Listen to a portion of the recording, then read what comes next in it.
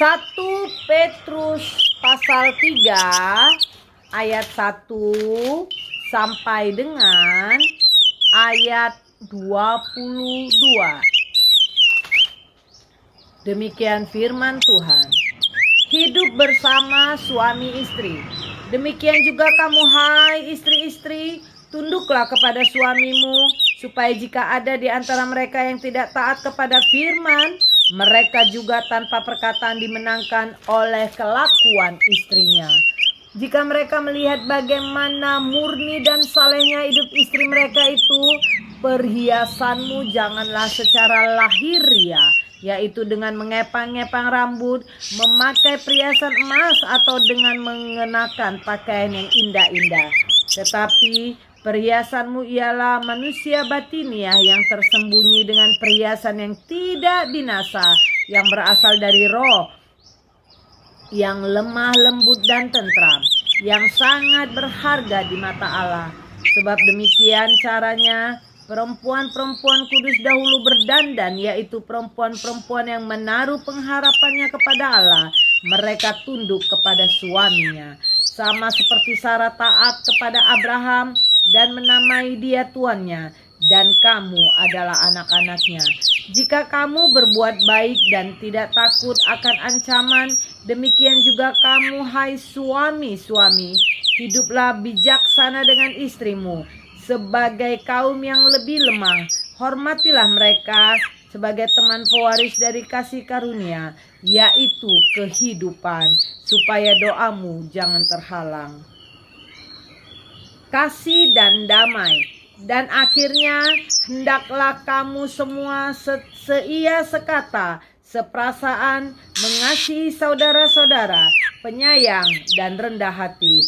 Dan janganlah membalas kejahatan dengan kejahatan atau caci maki dengan caci maki.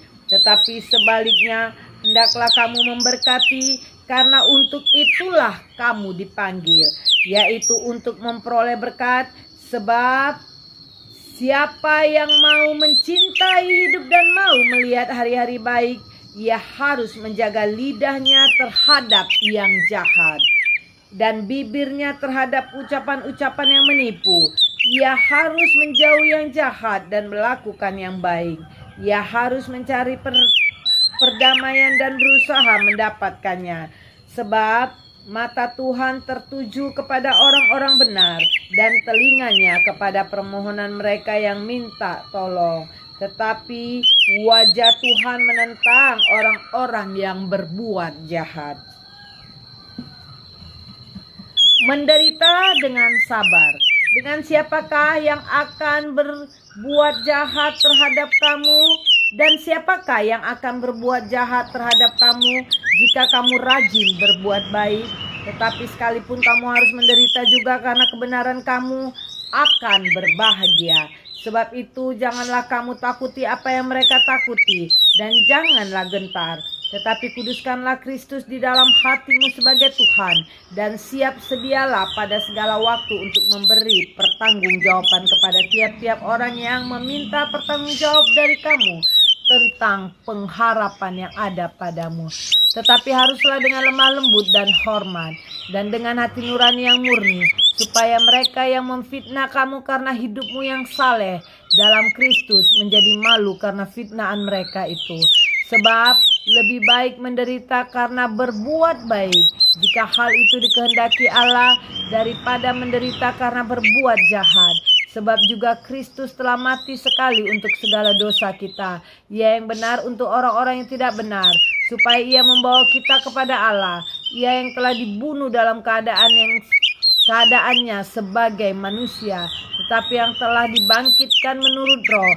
Dan di dalam roh itu juga Ia pergi memberitakan Injil kepada roh-roh yang ada di dalam penjara, yaitu kepada roh-roh mereka yang dahulu pada waktu Nuh tidak taat kepada Allah, ketika Allah telah menanti dengan sabar waktu Nuh sedang mempersiapkan bahteranya, di mana hanya sedikit, yaitu 8 orang yang diselamatkan oleh air bah itu.